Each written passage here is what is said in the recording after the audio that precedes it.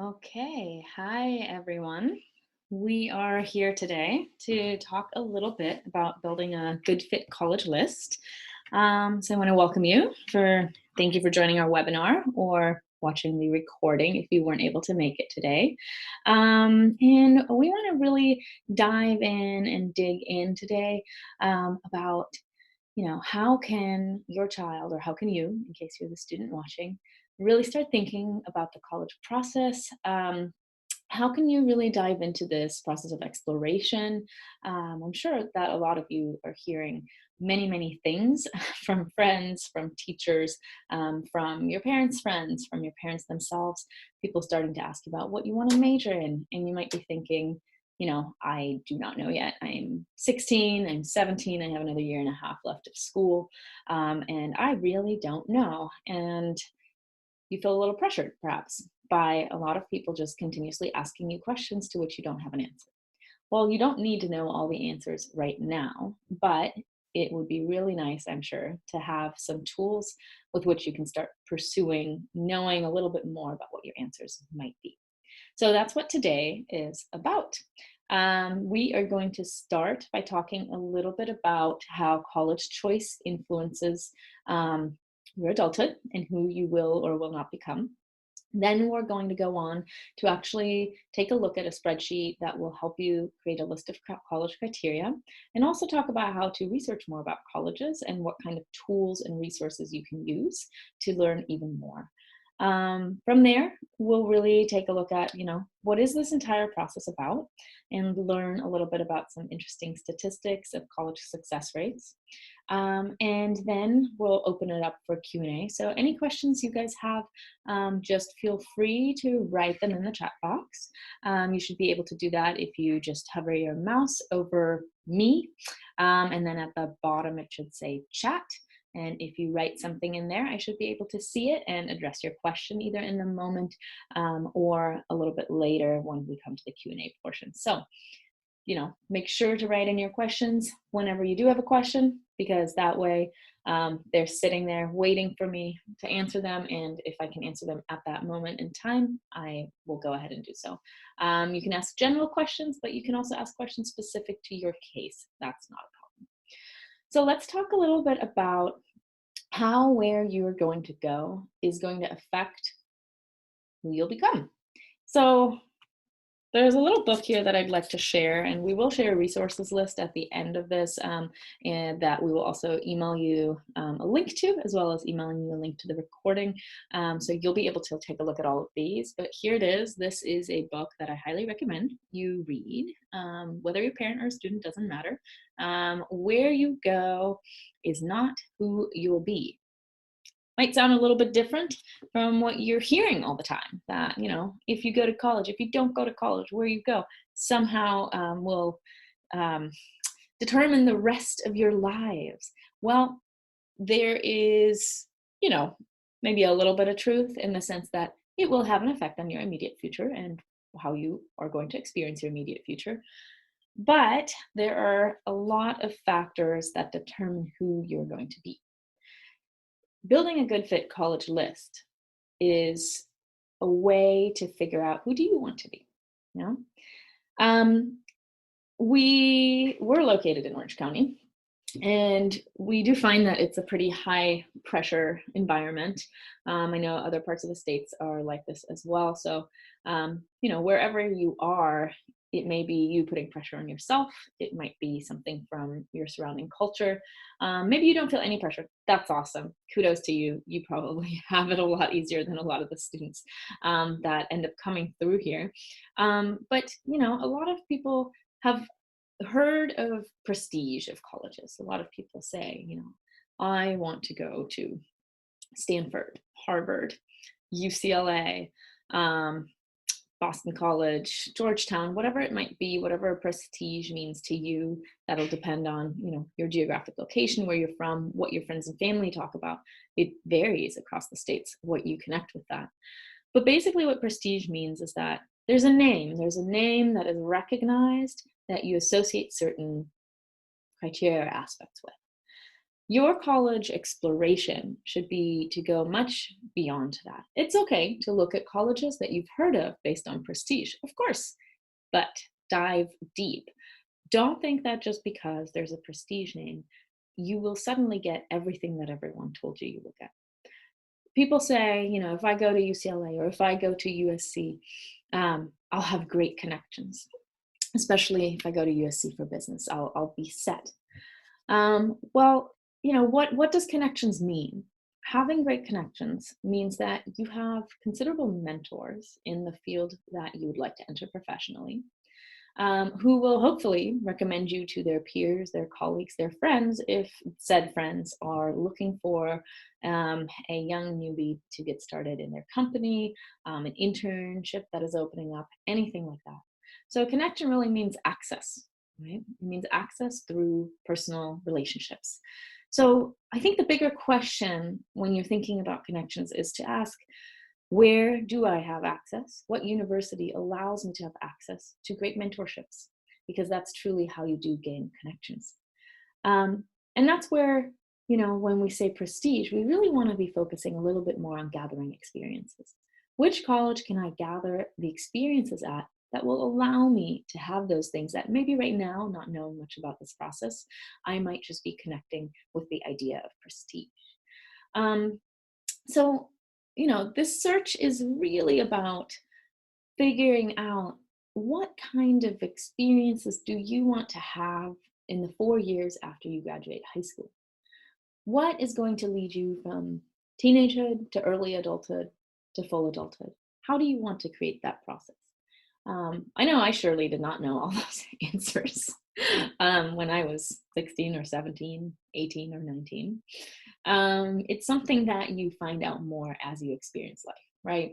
I'm sure that you're not the same person today that you were a year ago or half a year ago. And as you've explored more, made new friendships, maybe traveled a bit, maybe started a job, I'm sure that you've learned and expanded your worldview quite a bit. So, when we talk about good fit college criteria, it's really about an ever shifting exploration. Your criteria are not set in stone. It's not like you're going to make one good fit college criteria list and then stick with that for the end of all days. So just know that, we always say in college counseling, the answer to everything is, well, it depends. So that's kind of what you're looking at here, really opening yourself up to a pathway of exploration. Now, everything that I'm about to talk about actually also really applies to current seniors who are getting their notifications from schools on their decisions, whether or not they got in. So what we're going to talk about is a great way to revisit all the college research that maybe you already did leading up to choosing a college. And then going in and seeing, now that I've been admitted to, these 5 colleges, which one do I actually want to choose? Sometimes it's clear as day and you know your top choice and that's where you're going. Other times, in the majority of the times, you may be caught between 2 or 3 of your schools, and it's a really tough decision to say yes or no to certain offers. So what we're about to do is definitely applicable to you seniors out there who are listening, and it's very applicable to juniors who are taking a look at the whole college idea for the first time. So what I'm going to do is I'm going to show you guys a Google Sheet that we like to use with our students. And you will get the link to the recording for this as well. So on the resources list, we're going to have we're going to have this sheet so that you can basically make a copy of this and add it to your own Google Drive. So once you see this, you won't be able to edit it, but you will be able to click here on File, make a copy, and then you can save it in your own Google Drive and fill it out to your heart's content. So here's a possible spreadsheet to get started with. It looks a little daunting right now, but don't worry. We're going to walk through it and talk about exactly what does all this stuff mean. We put in, basically any and everything that you might be looking for here. That does not mean that you, who you are as an individual specifically, needs to look at all of these things, right? So you're allowed to, in your own spreadsheet, of course, delete any rows that don't apply to you. Okay, so one of the first things I would do is, once I have this, is I would put my name here. So I would go ahead and say, hey, this is my list. right? This is Josephine's Good Fit College Criteria List. So I'm going to use myself as an example to kind of get started on this and show you how you can start filling this in at home to start your process. Now, when I was looking for college stuff, as far as majors go, I knew that I definitely want to study theater arts, but I also thought I want to study psychology because I need to have a fallback major, which I can use in the real world towards many different types of careers in case the whole theater arts thing doesn't quite work out. So for me, personally, for Josephine's Good Fit College Criteria List, I would start filling out this column here with the things I do know. Now, I probably don't have an answer for about 70 or 80% of this, right? But for my perfect fit, when I was looking at colleges, it was definitely that I wanted a major in theater arts. And I also wanted to major in psychology. I wanted to make sure I can double major. So as far as my perfect fit, this column right here, I wanted to type those two in. Minors, didn't really care about it, wanted to double major, so I would just leave that blank. Now, classroom size was also pretty important to me. I knew that I didn't want to be in a large lecture hall. So, maybe I'll think about how big were my high school class sizes. Do I want it bigger or smaller than that? So I might just say, I really like it when there are about 20 students in my class. I prefer that to 200. Okay. Classroom style, I definitely knew what I needed. I needed a classroom where I can raise my hand, I can ask questions, I can engage. I'm much more of a participant learner, hands-on learner. So I wanted to make sure that I can go somewhere where I can really kind of bite my teeth into whatever is going on. So we made a little note here because not everyone will know what classroom style means, but if you just hover your mouse over this field, it'll give you some examples. Socratic seminar, large lecture halls, anything else, you can word it however you want. Some students will know this, other students will have no idea what classroom style works for them. So really think about your current classes in high school and why some of them just make time fly and others, you try not to look at the clock for an hour, and then when you finally look, only 3 minutes have passed. I think we've all been there. So be honest with yourself about all of that. So as far as classroom style goes, I knew that I needed something hands-on, so I might just write that in. I might just write in some keywords that I might be looking for: hands-on, participate, class discussions. I might not need a full Socratic seminar, but I want to have these things. Okay, so then let's say I don't really, know what I should be looking for with the SAT, ACT. I don't even know what test optional means. So I'm just going to skip over all of that. School size, let's say I don't really care as long as my class size is there. So I'll leave that blank. School spirit, maybe I don't care. Sports, for me specifically, I knew I don't care about a school having big football or anything, but a lot of students may really want that. So that's why we lumped those in here, school spirit and sports. So you may want to write something like that in there. Maybe you're looking for an equestrian team. Maybe you really want to continue your horseback riding, so you might put that in there. Parties. So maybe I want parties, right? So maybe I want big ragers, or maybe I just want small hangouts. I can type whatever I want in here. Recreational, I really like skiing. I really like hiking. Ideally, my place where I go to college would have these opportunities for me somewhere close by. Greek life, I may care about it, I may not know yet. So Greek life refers to sorority and fraternity involvement, and there are different levels of that at different universities. Student organizations, I want to make sure that there's something in theater. And maybe I want to continue my hobby of swing dancing, so I might write that in here.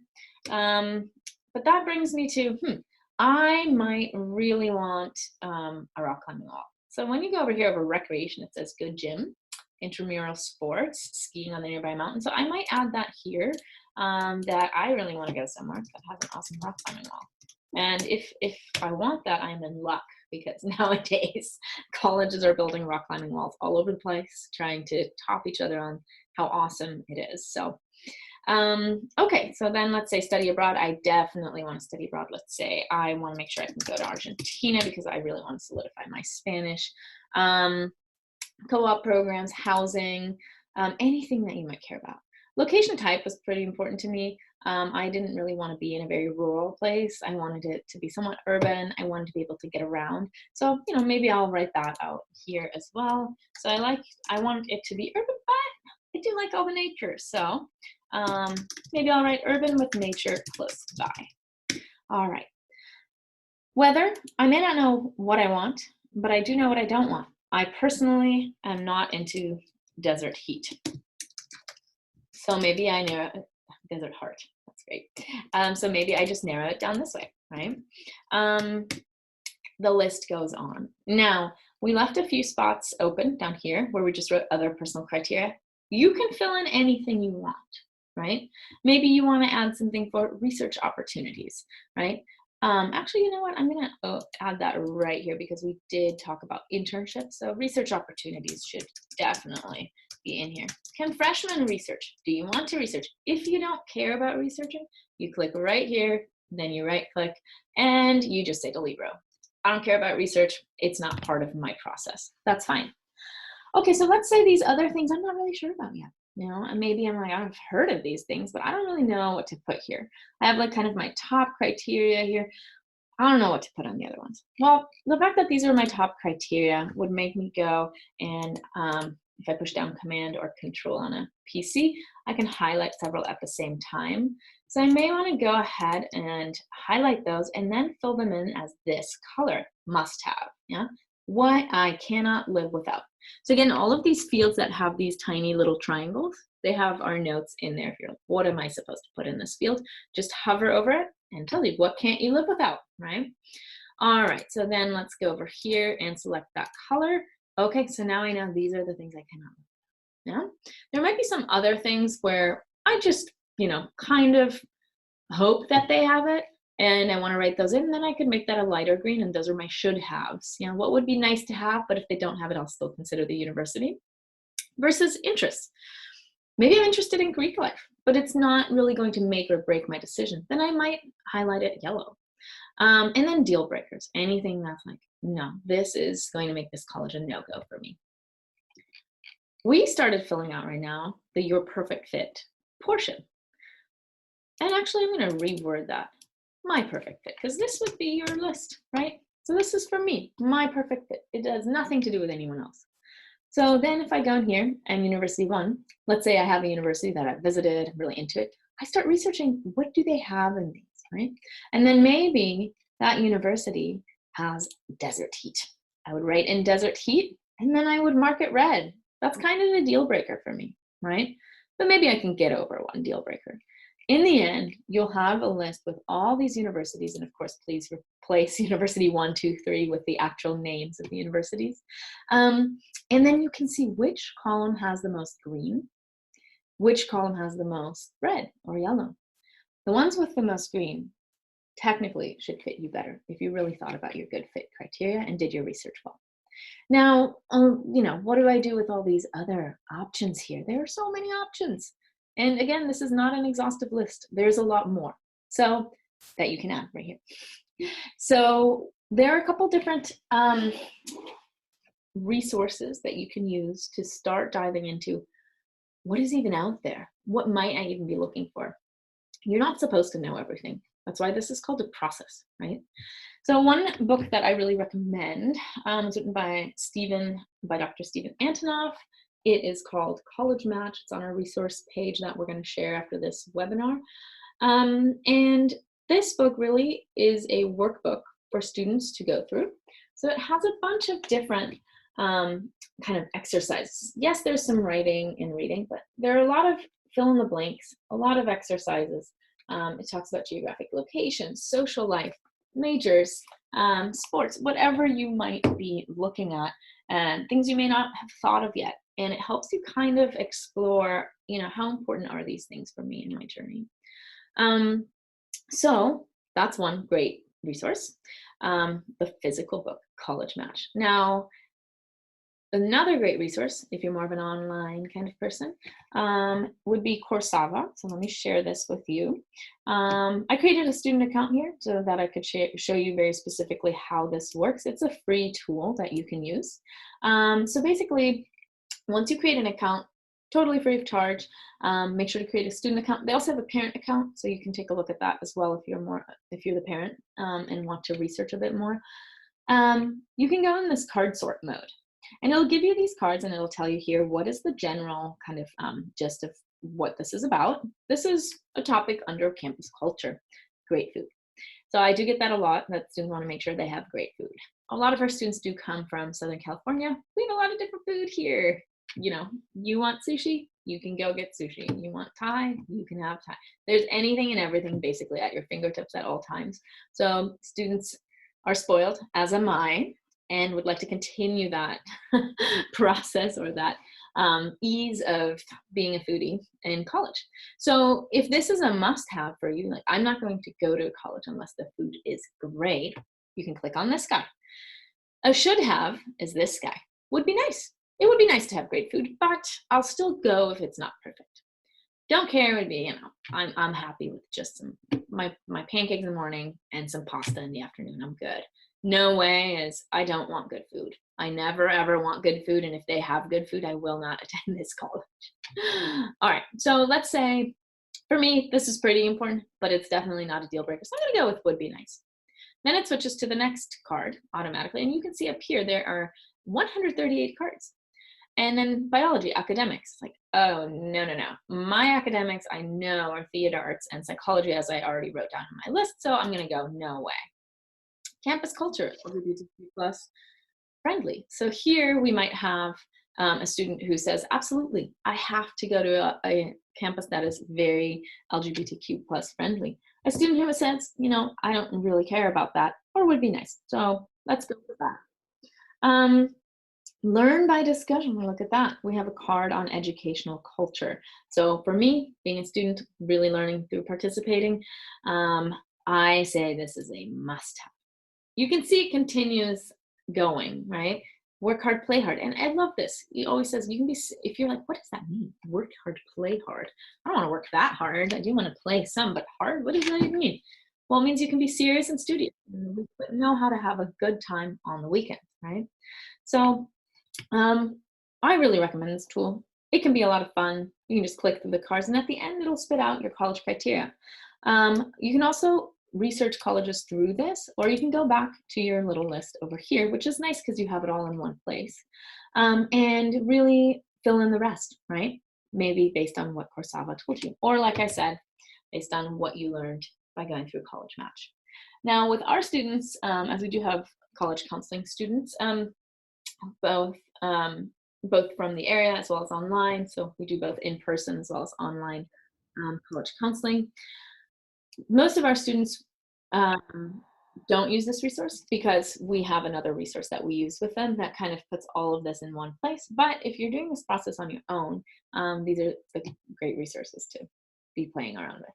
I also think it's a great way for our current seniors to step out of their usual tools and into something new, especially this spreadsheet.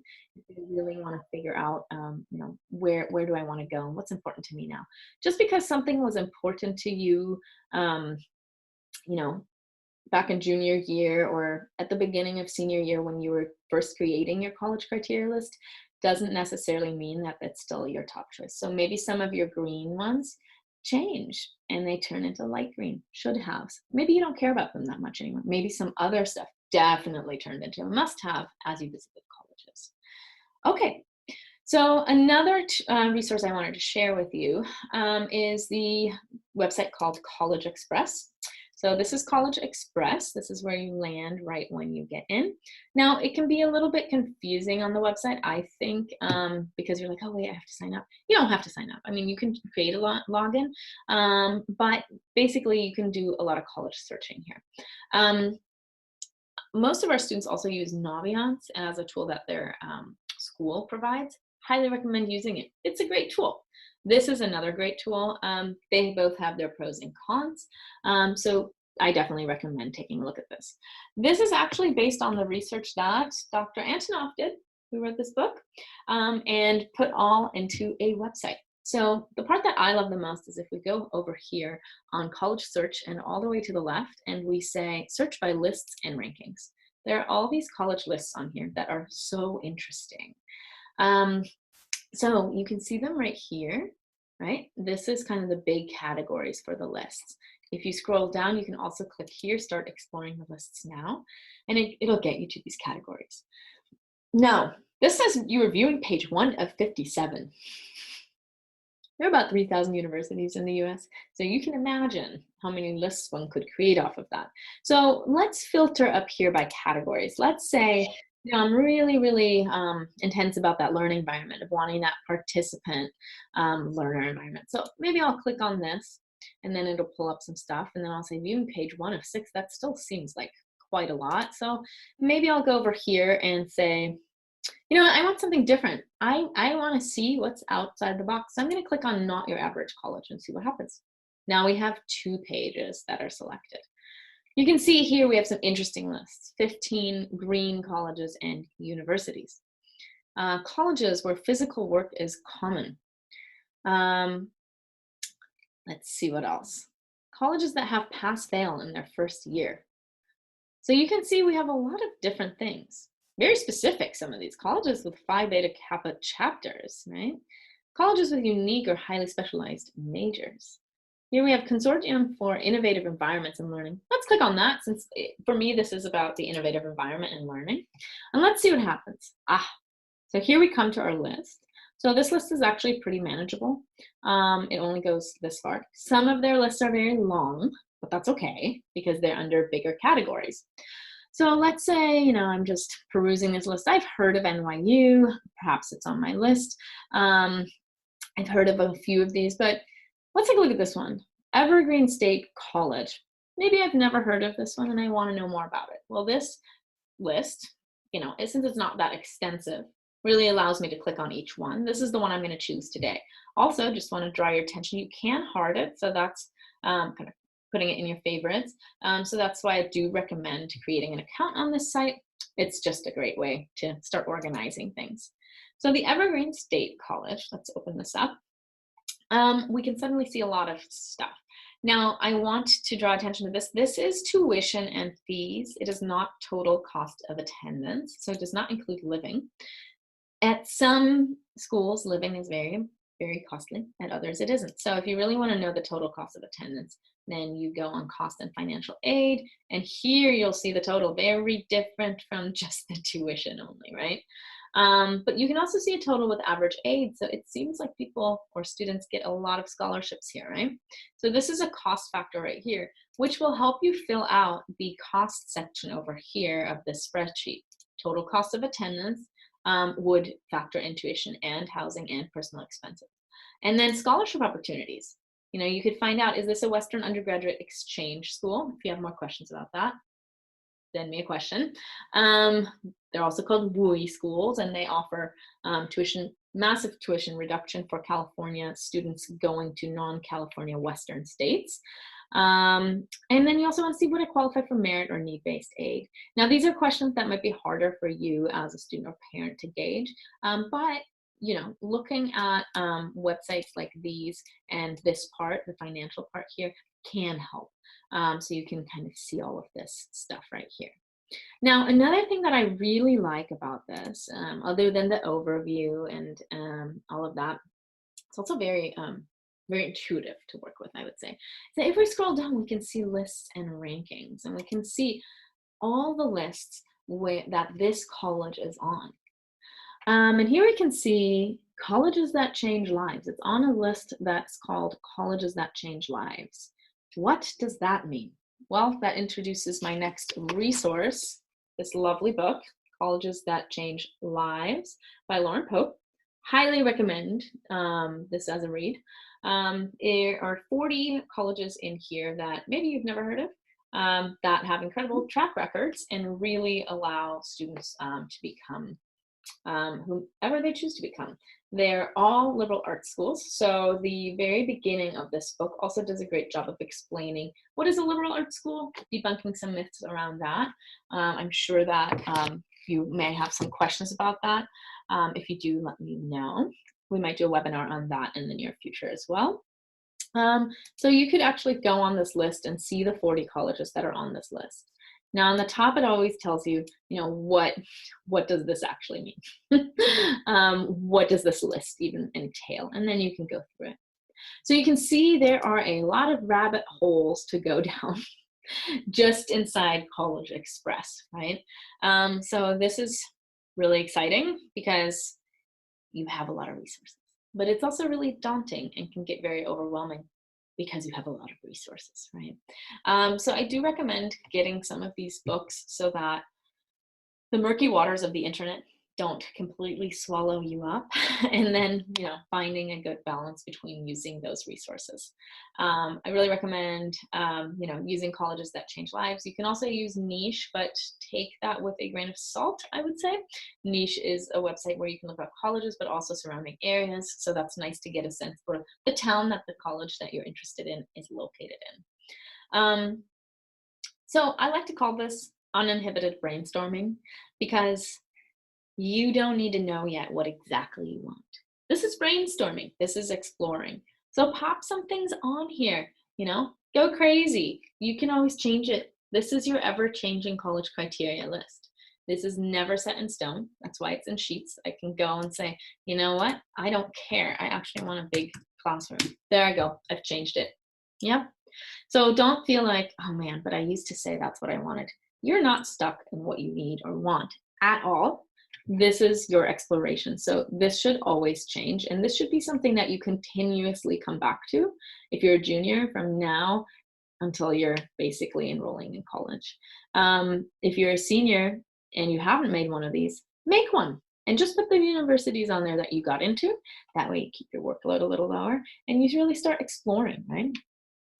Okay, so let's see. Let me just check something quickly over here. Okay, great. Awesome. Okay, so I guess that brings me to my next question. What is this entire process actually about? Right, it's February 20th of my junior year. Applications aren't really due until October, November, December, maybe January of my senior year. Why should I care right now?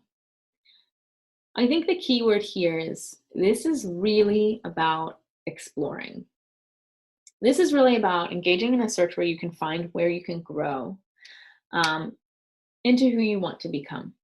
So the key here is you. I've said the word you a lot because this is really about you, the student, not about society and what it dictates, not about any myths you've heard. It's not about your parents. Sorry, parents. It's a little bit about your parents. They are helping you finance this. So listen to your parents. Take their mentorship into account. They've been through this. They do know you. But, really take ownership over your process. Know that this is your process. You can't wait around for other people to do it. And if you're like, I don't know what I want, that's totally fine. That's the starting point. Yeah, it doesn't matter where we start. It just matters what we do about it. So start researching. Set aside maybe an hour a week where you look up stuff about colleges on your phone, where you say, I'm going to pick a university and fill out the spreadsheet, see what I think about it. Yeah, there are virtual tours of all of these universities that I really encourage you to take a look at. It feels like you're walking around on campus. Technology is great. Even if you can't, go fly to the East Coast, you can still take a look at those by wandering around campus virtually. And then visit. If you can't visit the universities you really want to visit a university that's similar in size, similar in its mission, similar in its approach, and see what you think. You may have all these new insights and questions based on the tour you take there. So really, use local universities to get a sense of exploration for what it is that you want. That doesn't mean that you have to go to a local university. You can go as far away as you want. I surely did. I'm from Germany, so I went quite far across a large pond called the Atlantic, and a country to end up on the west coast of the States. So to each his own, right? But there are ways to explore even that don't break the bank, okay? Now, if you're a senior, you need to go visit. If you're a senior and you're caught between 3 schools, go to their admitted student days. Go see their receptions that they hold in the area. Try to sit in on a class while you're there. Try to see if you can sleep in a dorm while you're there. really, really encourage you to take advantage of all of this. Now, if you say, I don't even know where to start, and I need help with these college visits, then I do recommend another site called Campus Sherpa. So if you just Google Campus Sherpa, you can go right here. They have personalized college tours, which are pretty cool. So you can select your college or university. And then you can go from there. So let's say I'm really interested in Fordham University in New York, and let's say I want to, maybe travel there during spring break. So I'm going to, go with beginning of April. And then let's say I'm really interested in learning more about Greek life. I want to do some research while I'm there. And I'm really passionate about sports. So I want to know what's the sports life like. I'd also like to see a dorm while I'm there. You can also select a major or just say no preference if you don't know yet what you want to major in. Over here, we have what you can do. So you can do a trek, which is walking around campus for 45 minutes with a Sherpa. I will explain in a second what a Sherpa is. No, you're not climbing Mount Everest, but kind of. That's a pretty good analogy for this college process. You can do an excursion longer or a summit 5 hours. Also, you can do an online chat. So for the universities that are really far away where you really feel like you can't visit, you could talk to a Sherpa, which is a real student from this university who's currently attending, who is probably interested in these things right here. And if you chose a major, hopefully has your major. And you can just talk to them for 30 minutes online. Obviously, these are paid services, but just contact them if that's not something you can do and see if they have, exceptions or discounts.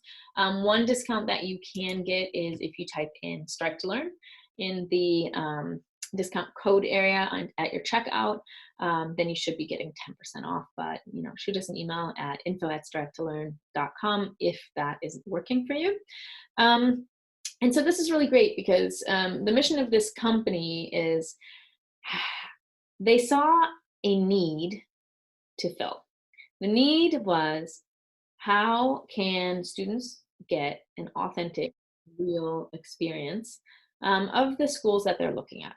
Not a marketed experience where, they're just learning all these great things, but a really, a reality check, really getting a real answer to what they're interested in. So Campus Sherpa has students at all these universities who work for Campus Sherpa, not for the university. So their main goal is to share a unique and authentic experience with you. So if you say, I really want big football and that's something I'm really interested in, and they will tell you, you know what, that's not something you're going to find here. We do have a football team, it is D1, but nobody really goes to the games. They'll be very straight up with you. They won't try to talk it pretty and say, but yeah, if you really want that, you can make it happen. So it's a really nice way to get kind of a more real, authentic view of things. And it's a great way to engage with a student at a university that's too far away for you to be able to visit. So I do recommend them if you want to get a more personal view of the universities. Most of the time, if you're a senior and already admitted, there are plenty of resources that the school itself will offer you. Calling their admissions office, asking about the admitted student days is a great place to start. And then asking them in the admissions office, hey, is there a student you can pair me up with to spend a night in the dorm? Basically, don't be shy with your questions. All they can say is no. Also, you're never going to see that person again, the one you're on the phone with asking these questions. And if you decide not to go there, you're never going to see anything about it ever again. So who really cares what you ask? So don't be embarrassed to ask things. Just go right ahead. They want to answer your questions. They want to give you a good idea of what it would be like to go there. The university's top priority is to enroll students who will stay, who will enrich their campus, who will have a great time, who won't drop out, right? So of course they will be open to showing you around, to helping you ensure that this is indeed the best possible fit for you. Because when you figure out this is the best fit for me, this is the university where I really want to go, and now I'm getting really excited, that bodes well for the college, because then there's a much higher likelihood that you will stay with them for the full 4 years instead of transferring out at some point because you're unhappy. So they will really put some effort into helping you figure out, is this the right fit? So just ask. All they can say is no. If you know a specific major you're interested in, also call that department. Say, hey, I was just admitted. I'm trying to, figure out what my decision is. So I'm weighing a couple options. Would it be possible to meet with someone from the department to really figure out, what you guys offer. I want to understand your business major better. I want to learn more about your internship opportunities, et cetera, et cetera. All right, so exploration is the key. Some interesting statistics related to student success, or maybe less statistics, but more interesting insights, is that there's actually a lot. So I chose 3 that are very different from one another to share today, just to throw, some food for thought at everyone listening. One of them is the idea of test optional. So we have this right here, test optional. This would be a yes, no answer. Or you could just put a check mark or an X, whatever works for you if you're more visual. Test optional would mean that they don't need your SAT or ACT scores in order to make a decision about admission. More and more schools are going test optional. In 2019 application season, a lot of schools went test optional that weren't before. And now even the UCs are discussing whether or not they want to go test optional. Now, test optional doesn't mean, oh, I shouldn't take the SAT, ACT, I can totally forget about those tests.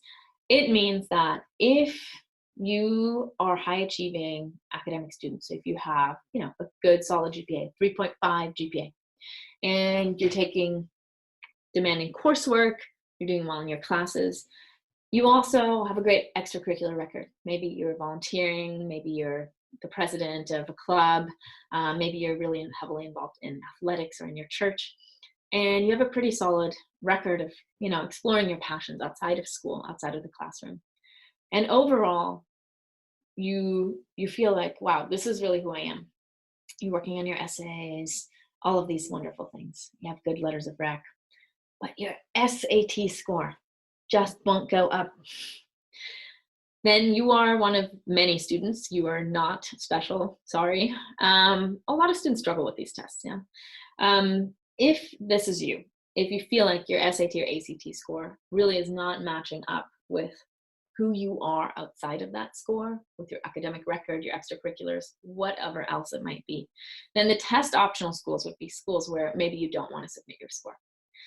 Now, let's say you do have a really high score and you're applying to a test optional school, then you want to submit it. It can help you.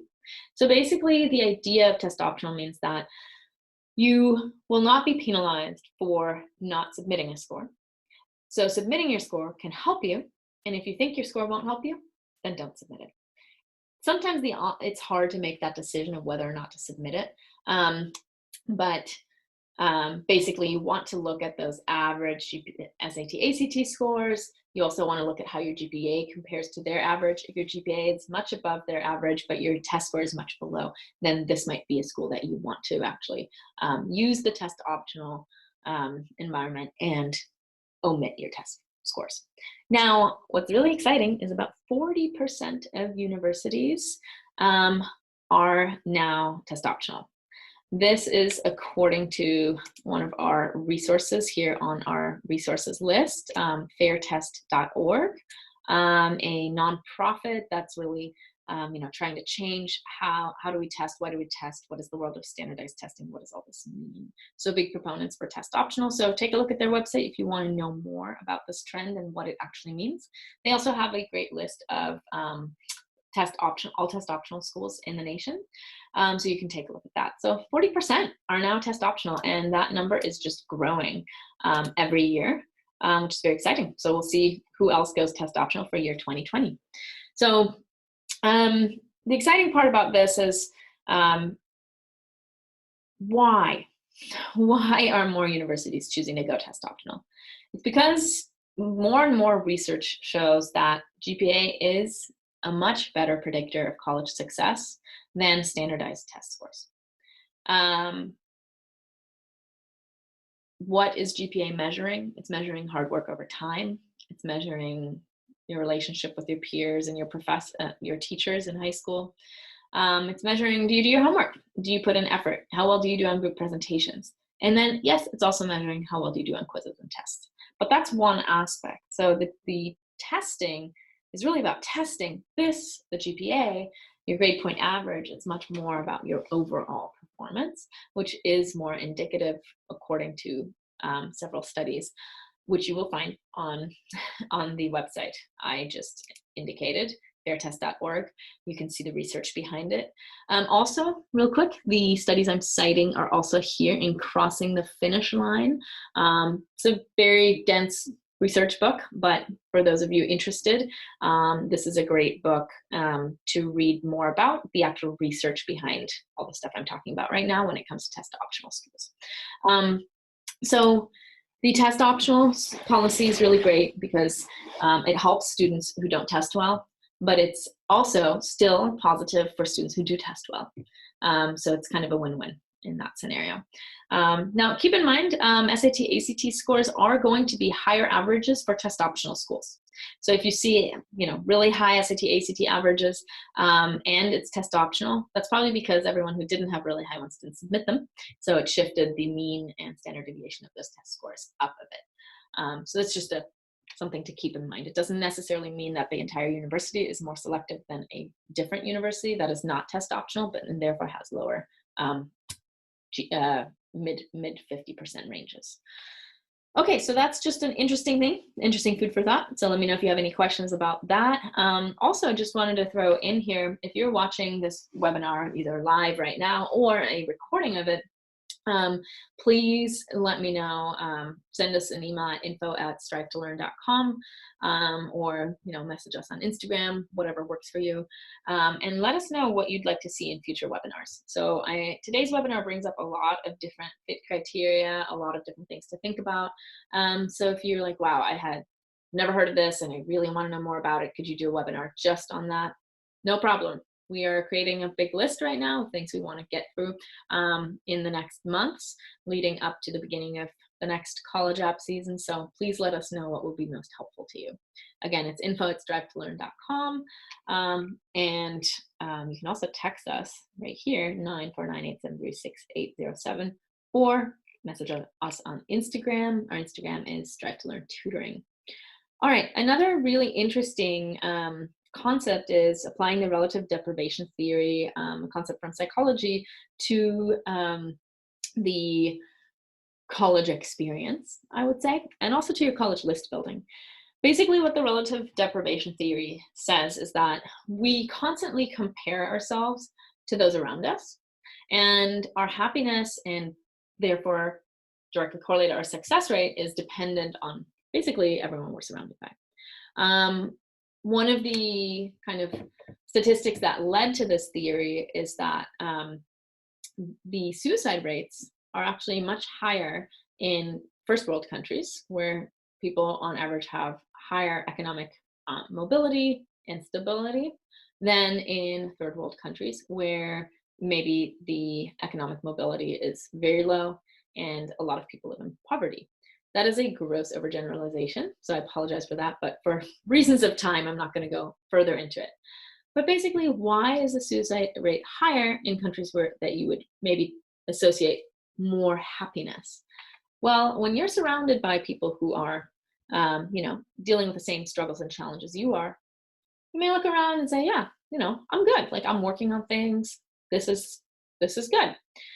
When you're surrounded by people who you perceive are doing better than you, have the bigger house, the smarter girlfriend, got into the college that has, according to society, more prestige, make more money, have a fancy car, whatever it might be, you may think, wow, there must be something wrong with me. I am not doing so well compared to all these other people. So then you start holding yourself back through your own thought process, and it turns into a self-fulfilling prophecy. So Malcolm Gladwell wrote a book called David and Goliath, which I do not have right here, but I did put it on our webinar resources. So it's right here, David and Goliath by Malcolm Gladwell. Highly recommend this read. Really applies to college, but also applies to life. He did a great Google Talk, which is right here. So this isn't the direct link, but I'll pop the link in here once we're done as well. But if you just Google this, if you just copy paste this into Google, you'll find it. I really recommend it. It's about a 15-minute talk. It really changes the way you look at college. and what the college name and prestige factor can mean for the actual student success, based on the relative deprivation theory. So I really encourage you to take a look at this one. It's really about, which college can you be confident in, and strive, um, instead of feeling overwhelmed and unfit.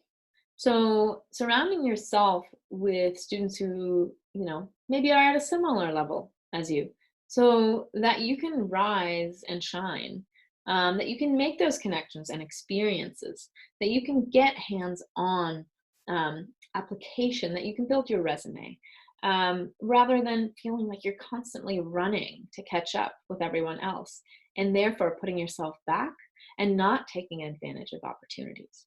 I'm totally butchering his talk right now. Just listen to him instead of me. So I'm going to move on to the next topic right now. Gap year. We haven't talked about a gap year yet.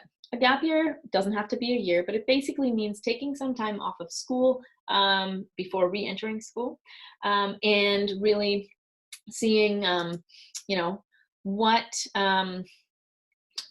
can how do I find some independence? How do I explore a bit before I go into the next academic phase of my life? And a gap year you can do this in many different ways. Now, a lot of, I just came from the gap year fair last night in LA, which is why it's fresh in my mind. And I really wanted to share this with you guys today. So the gap year fair was really interesting. I took a gap year myself, so I have my personal experiences to relate to. I ended up going to Argentina, living in Buenos Aires for 7 months, and doing an internship at a theater, which is really where I solidified my Spanish into native speaking level, and I also gained a lot of experience in both co-directing and acting. So it's a pretty exciting time. I did that before I started college. It was nice because I needed a break. I felt a bit burnt out from high school. And so what was really interesting at the fair yesterday, because I always think, well, that was my experience. That doesn't have to be everyone's experience. But there were really some interesting statistics shared, gathered from many students who did do a gap year and compared to the national average student. So students who take a gap year, and again, that doesn't have to be a full year. It can be a few months, it can be a semester, it can be a year, actually have a 4-year average graduation rate. Now you might think, okay, yeah, 4 years, that's when you should graduate. Well, should is different from do.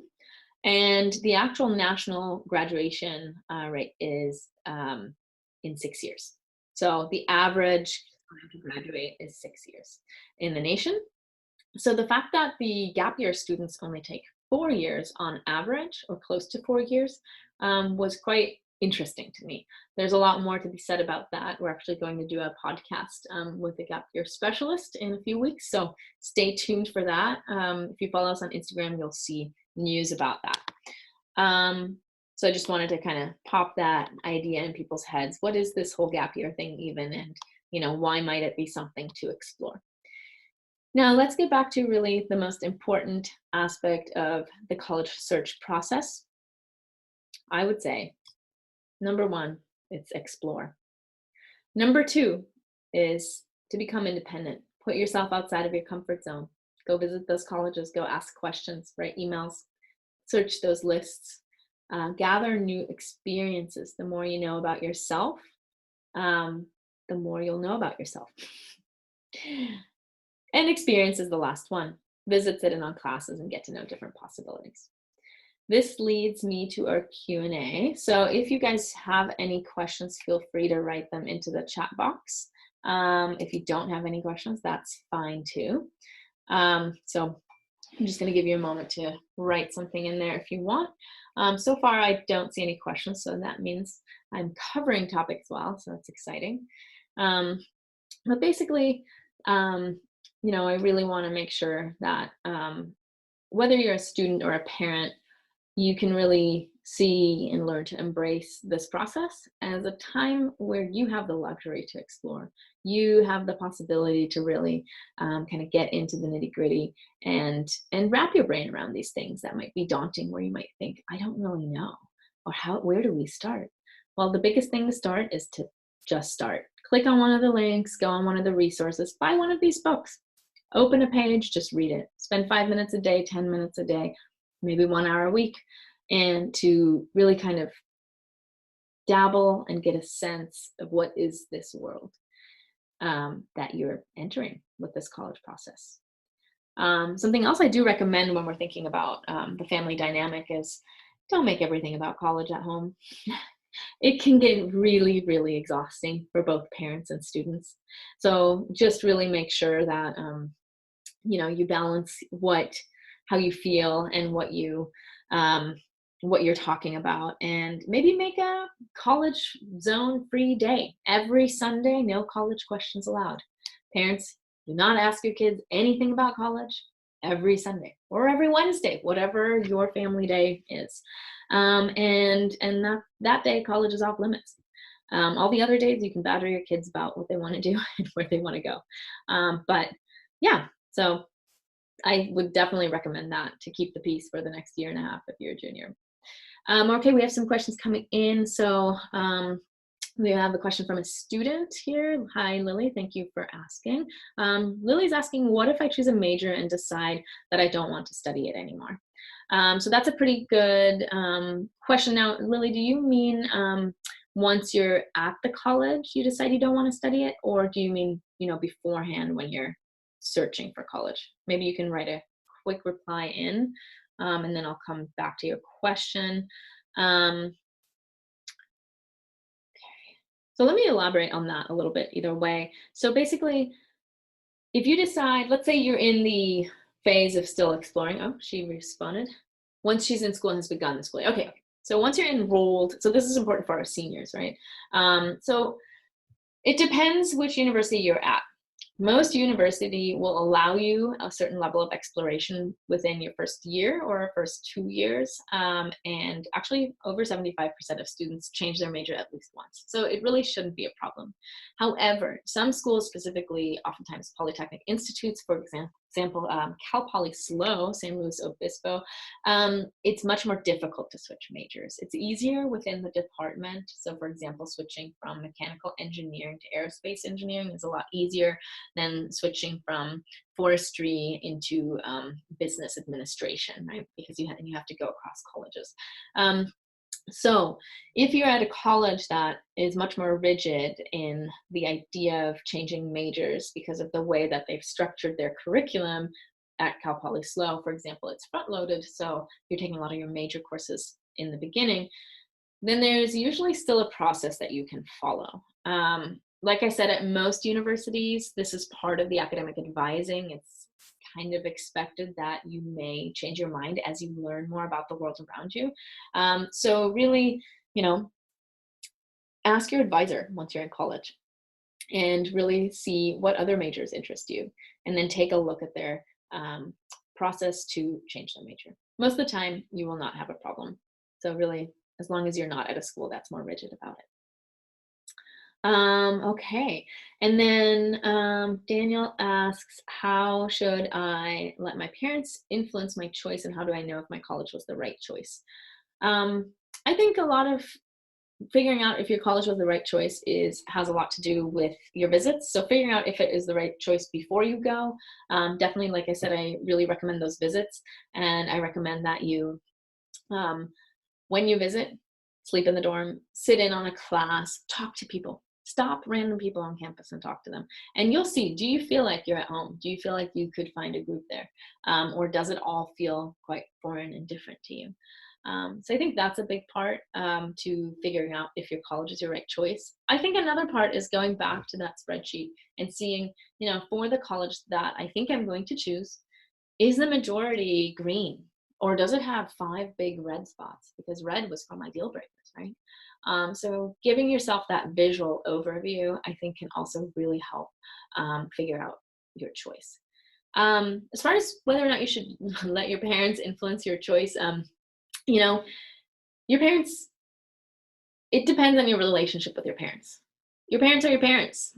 I hope they know you well. Most parents I know do know their kids quite well. So start an open dialogue with your parents. Ask them, why do you want me to go there? I really don't want to go there.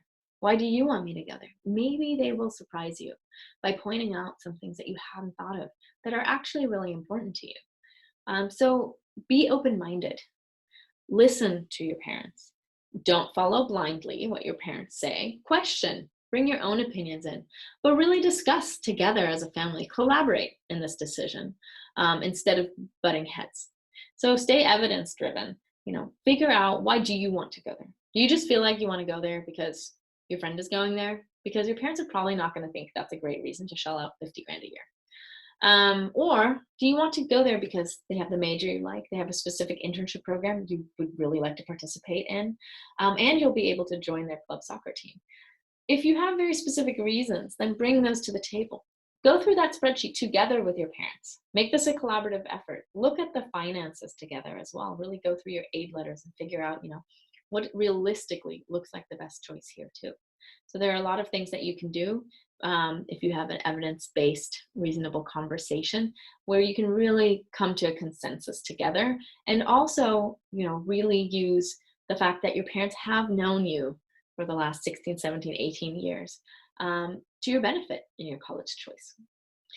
All right, well, thank you guys so much for the questions. We're all out of time, so I really, love the engagement, and I hope that anyone who was listening or watched the recording really gets a lot out of this session.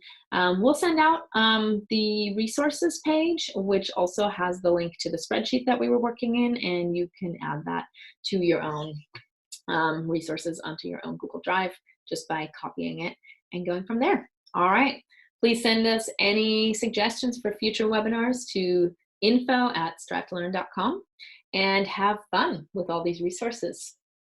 Have a great day.